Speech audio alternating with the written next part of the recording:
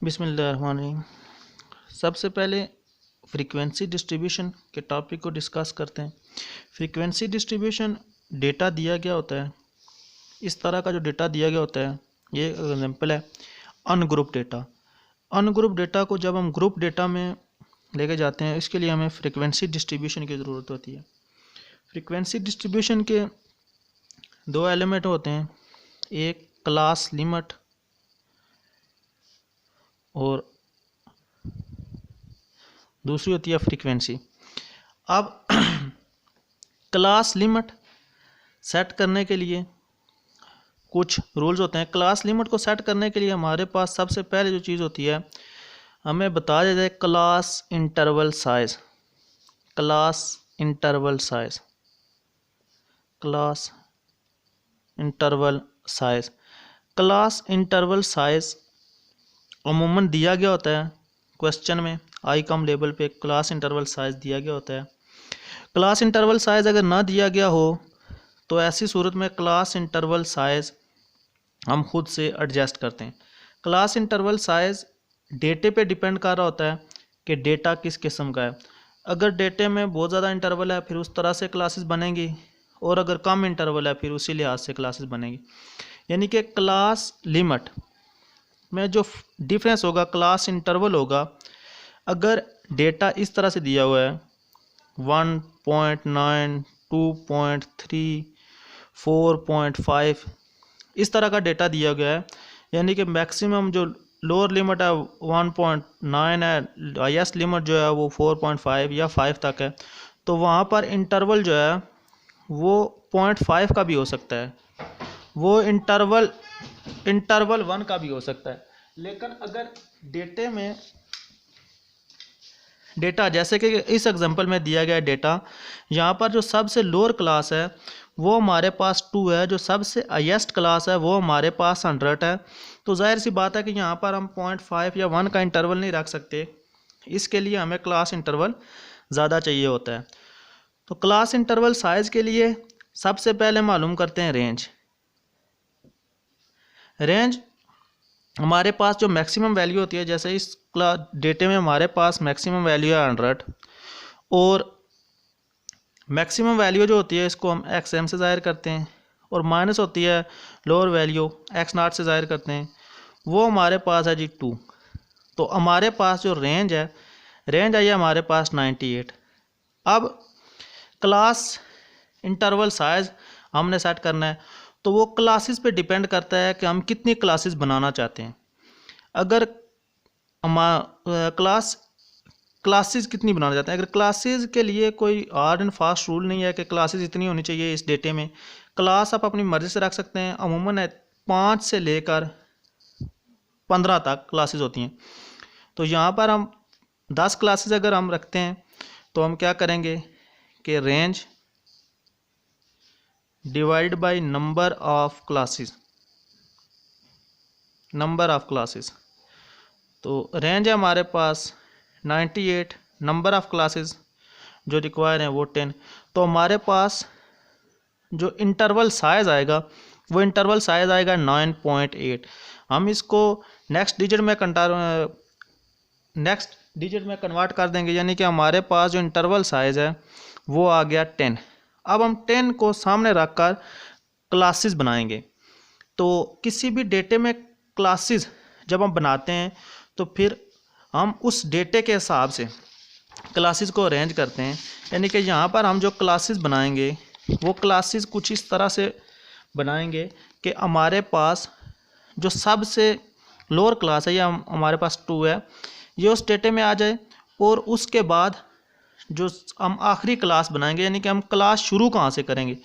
तो क्लास अगर हम 10 का इंटरवल लेकर चलें तो हमारे पास 1 to 10 पहली क्लास बनेगी, और फिर इसी तरह से 11 to 20, 21 to 30, ये हमारे पास क्लासेस बनती जाएंगी। अब हमें कैसे पता चलेगा कि इस क्लास में इंटरवल साइज 10 है। ये डेटा जो हमारे पास है ये क्लास लिमिट्स के तौर पर है। डेटा अमूमन जो क्लास इंटरवल साइज होता है, क्लास इंटरवल साइज की जो डेफिनेशन है वो है difference between lower class boundary and upper class boundary, not the difference between lower class limit and upper class limit. तो क्लास बाउंड्री जो होती है, क्लास बाउंड्रीज, क्लास बाउंड्रीज हमारे पास होती है। क्लास बाउंड्री हम उस वक्त इस डेटे को कहेंगे जब हमारे पास पहली क्लास के अपर क्लास और दूसरी क्लास की लोअर क्लास ये आपस में बराबर होंगी, तो उस वक्त हम कहेंगे कि ये हमारे पास डेटा जो है क्लास। अगर हम 10 का इंटरवल देकर हम इसको क्लास बाउंड्री में डेटे को लिखें तो ये हमारे पास होगा 0 to 10, 10 to 20, 20 to 30। इस तरह से हमारे पास ये डेटा बन जाएगा। अब अगर हम अपर क्लास में से लोअर क्लास को माइनस करें तो हमारे पास इंटरवल 10, यहाँ पर भी हमारे पास इंटरवल जो आता है वो 10। अब यहाँ पर क्लास लिमिट्स में हम डेटे को लिखते क्यों हैं? अमूमन क्लास लिमिट्स में डेटे को इसलिए लिखते हैं, इंटरवल इसमें भी 10 का है यानी, लेकिन हकीकी इंटरवल नहीं होता है। यानी कि जो लोअर क्लास है वो हकीकी लोअर क्लास नहीं है, इसमें से हम कुछ वैल्यू माइनस करेंगे, इसमें प्लस करेंगे तो ये आपस में बराबर आ जाएंगे। अगर हम इसकी इस क्लास लिमिट वाले डेटे की क्लास बाउंड्रीज बनाएं तो हम किसी भी क्लास की, क्योंकि यहाँ पर इंटरवल सभी क्लासेस में जो अपर क्लास है और उससे नेक्स्ट जो लोअर क्लास है इनमें इंटरवल आता है 1 का, तो हम किसी भी क्लास के सेकंड क्लास की लोअर क्लास में से फर्स्ट क्लास की अपर क्लास को माइनस कर लेंगे, हमारे पास जो इंटरवल आएगा इनके दरमियान फ़र्क आएगा वो आएगा 1। अब 1 को हम डिवाइड कर लेंगे 2 पे तो ये हमारे पास आ गया 0.5। अब 0.5 जितनी भी लोअर क्लास लिमिट्स होती हैं इनमें से हम करते हैं माइनस, और जितनी भी हमारे पास अपर क्लासेस होती हैं इनमें करते हैं हम प्लस। तो अब जब इसमें से माइनस होगा तो हमारे पास आ जाएगा 0.5, 0.5। यहाँ पर हमारे पास हो जाएगा 10.5, और फिर यहाँ पर हमारे पास हो जाएगा 10.5, और यहाँ पर हो जाएगा 20.5। अब अगर हम इसमें इंटरवल देखें तो हम जब 10.5 में से 0.5 को लेस करेंगे तो हमारे पास जो इंटरवल है यहाँ पर वो 10 नहीं आएगा। यहाँ पर भी जब हम 20.5 में से 10.5 को लेस करेंगे तो यहाँ पर भी हमारे पास इंटरवल जो है वो डिज़ायर इंटरवल जो है वो 10 नहीं आ जाता है। इसी इंटरवल को सामने रखकर हम इस डेटे को फ्रीक्वेंसी डिस्ट्रीब्यूशन में कन्वर्ट करते हैं। यह हमने एक टेबल बनाया है, इसमें हमने टेबल में यील्ड यानी कि जिससे रिलेटेड डेटा दिया गया हमारे पास एक्सपेरिमेंट यील्ड, इससे रिलेटेड हमने डेटा बनाया।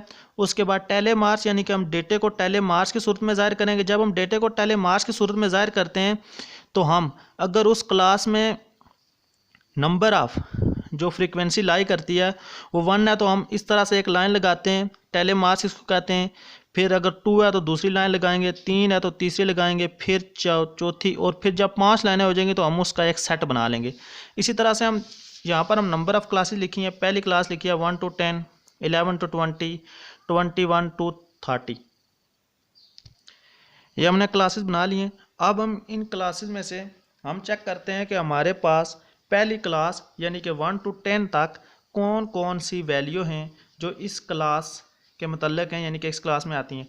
जब हम डेटे को देखते हैं तो हमारे पास यहाँ पर 4 एक वैल्यू है तो हम यहाँ पर एक लाइन लगाते हैं।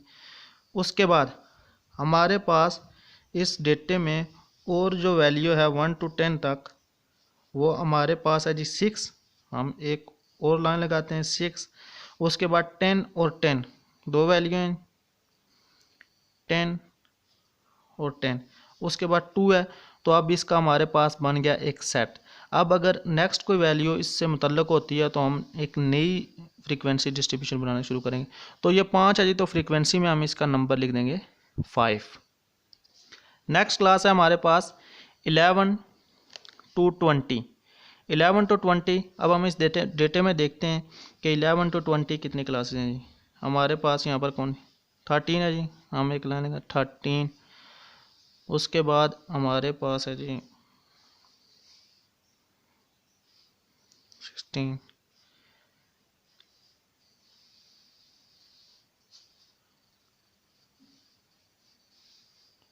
उसके बाद 20, 19 और फिर है जी हमारे पास 19। हम फिर इसकी फ्रिक्वेंसी है हमारे पास जी 5। इसी तरह से हम इस सारे डेटे को मुकम्मल करेंगे, जो जो क्लासेस में आती हैं हम वो ऐड करते जाएंगे। ये हम एक क्लास बनाते हैं जिसमें 71 to 80, 71 to 80। 71 75 है पहली ये क्लास, 75 दोबारा है, फिर से फ्रिक्वेंसी 73 है जी, एक और हम लिखते हैं। उसके बाद 75 फिर से हमारे पास सेट बन गया। उसके बाद 75 है, उसके बाद 78 है, तो हम एक सेट बन गया। उसके बाद हमारे पास 72 है, तो हम अलग से फिर बनाएंगे। उसके बाद हमारे पास है जी 76। उसके बाद है हमारे पास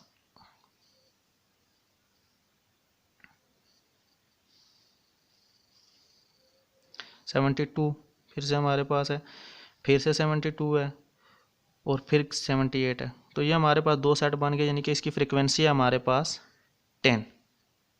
इस तरह से हम फ्रिक्वेंसी डिस्ट्रीब्यूशन को मुकम्मल करेंगे। लास्ट पर हमारे पास जो टोटल फ्रिक्वेंसी है वो, जब हम फ्रिक्वेंसी को टोटल करेंगे ये भी 50 है, और उसके बाद हमारे पास ये जो फ्रिक्वेंसी यानी कि ऑन ग्रुप डेटे में हमारे पास डेटा दिया गया था ये भी 50 के ही इक्वल आएगा। खुदा हाफिज़।